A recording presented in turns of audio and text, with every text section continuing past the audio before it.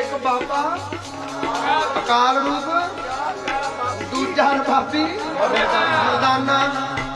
ਫਿਰ ਇੱਕ ਕੀਰਤਨ ਹੋ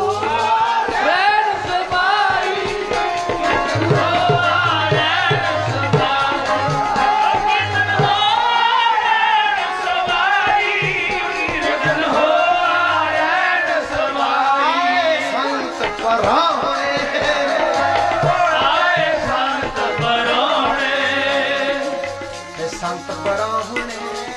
संत पराहुणे, संत पराहुणे,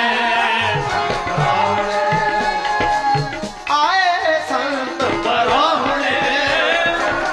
आए संत पराहुणे, कीर्तन हुआ सभाई, कीर्तन हुआ